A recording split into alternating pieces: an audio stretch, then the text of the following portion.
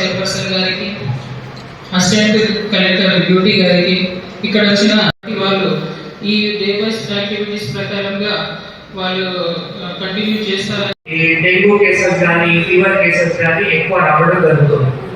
అయితే అవి కొన్ని ఏరియాస్ ఉన్నాయి, మొత్తం టౌన్ లో కూడా కాదు, కొన్ని areas. For example UPSC Kaushik Nagar ఉంది, సో ఆ పరిధిలో ఎక్కువ వస్తున్నాయి. టీఆర్ఐ కాలనీ ఉంది, ఆ పరిధిలో ఎక్కువ వస్తున్నాయి. సో ఇలానే కొన్ని ఆ ఏరియాస్ అని అందరికీ తెలుసు. సో ఇక్కడ ఇప్పుడు వార్డ్ లెవెల్ టీం ఉంది, దాని విషయాలు చెప్పారు. వార్డ్ టీమ్ లో ఒక వార్డ్ ఆఫీసర్ ఉన్నారు, ఒక స్పెషల్ ఆఫీసర్ ఉన్నారు, ఒక ఆశా ఉంది, ఒక అంగన్వాడీ టీచర్ ఉన్నారు, శానిటేషన్ జవాన్ ఉన్నారు, ఆర్పీ ఉన్నారు. ఇలాగే వార్డు అంత టీం ఉంది.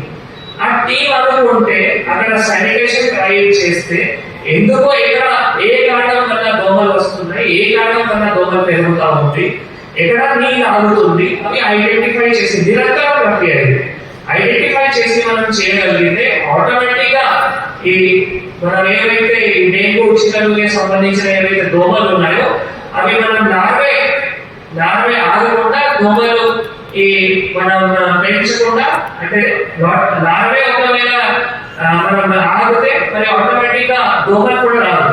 దోమలు రాదంటే ఇవన్నీ వ్యాధులు కూడా మనం ఆగడానికి కంట్రోల్ అవకాశం ఉంటుంది. కాబట్టి ఆ కారణాలు ఏమున్నాయి, ఎక్కడ నీళ్ళు ఆగుతుంది, ఇంట్లో మరి కుండీలో కానీ కూలర్లో కానీ ఏమైనా మంచి నీళ్ళు స్టోర్ చేసి దాని వల్ల మరి నార్వే అక్కడ వచ్చిన తర్వాత మరి దోమలు అవుతున్నాయా, లేదా ఏమేమి కారణాలు ఉన్నాయి.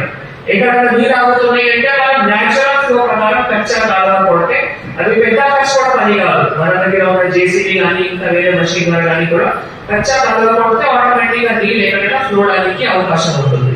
సో ఆ సంబంధించిన ఎవరైతే వార్డ్ లెవెల్ టీమ్ ఆఫీసర్స్ ఉన్నారో ఈ 5 రోజులు అలాగే ఎక్కడెక్కడ ఇంట్లో డెంగ్యూ కేసెస్ ఉన్నాయి, లేదు మన ఫీవర్ కేసెస్ ఎక్కువ ఉన్నాయి, అక్కడ వెళ్ళి అండ్ ఇంకొక రోజు మనం ఇంటికి ఫీవర్ సర్వే కూడా చేయాలి. ఇప్పుడు దీంట్లో ఒక రోజు ఉంది, మన 7th అనుకుంటున్నాము. సో 7th ఆగస్ట్ నాడు మరి ఇంటి సర్వే కూడా చేయాలి. సో ఆనాడు సర్వే చేసేటప్పుడు కూడా మన హెల్త్ డిపార్ట్మెంట్ తో పాటు మున్సిపల్ డిపార్ట్మెంట్, శానిటేషన్ వాళ్ళు తప్పకుండా అక్కడ కలిసి వెళ్తే ఎక్కడ సమస్య ఉన్నాయి అవి ఐడెంటిఫై చేసిన తర్వాత అక్కడే పరిష్కారం చేయడానికి అవకాశం ఉంది. మన రోజు ప్రారంభం చేసుకోవడం జరుగుతుంది. మరి గతంలో కూడా మనం పట్టణంలో జరిగినటువంటి కార్యక్రమాన్ని తీసుకొని ప్రతి సంవత్సరం ఈ జూలై ఆగస్టు మాసంలో మరి ఈ కార్యక్రమాన్ని తీసుకున్న ప్రజల్లో ఒక అవగాహన, ప్రజల నుండి మనం దీంట్లో భాగస్వామ్యం చేస్తేనే మరి ఇది సక్సెస్ అవుతుంది. కాబట్టి ప్రతి ఒక్కరు కూడా స్వచ్ఛదనం గురించి అవగాహన కలిగి ఉంటేనే మనం వీటిని విజయవంతం చేయవచ్చు. కాబట్టి మరి గతంలో కూడా మనం ఫ్రైడే కానీ ప్రతి ఆదివారం మన ఇంటి కొరకు ఒక 10 నిమిషాలు సమయం కేటాయించుకొని ఏదైతే కూలర్లలో మనం ఏదైతే ఇప్పుడు నిల్వచున్న నీటిని పారవేయడం, అదేవిధంగా కుండీలలో ఉన్నటువంటి వాటర్ని పారవేయడం ద్వారా మరి దోమల నివారణ కొరకు, అదేవిధంగా మేము సంబంధించిన ఆయిల్ కార్డ్స్ వేయడం కానీ కిరోసిన్ వేయడం ద్వారా, అదేవిధంగా కాలింగ్ కార్డ్స్లో మరి ప్రతి సంవత్సరం కూడా మన సంబంధించిన వాటిని క్లీన్ చేసేటువంటి కార్యక్రమాన్ని చేసుకోవడం జరుగుతుంది. కాబట్టి దీంట్లో కూడా మరి ఈ 5 రోజుల కార్యక్రమంలో అందరం కూడా భాగస్వామ్యం చేసి మన ఆదిలాబాద్ పట్టణాన్ని మరి ఎలాంటి వ్యాధులు రాకుండా నిరోధించుకోవాలని తీసుకున్నట్టు మనందరి బాధ్యత. అదేవిధంగా మనకు ఎనిమల్ కేర్ సెంటర్ అనేది ఉంది సార్, కలెక్టర్ గారు సార్.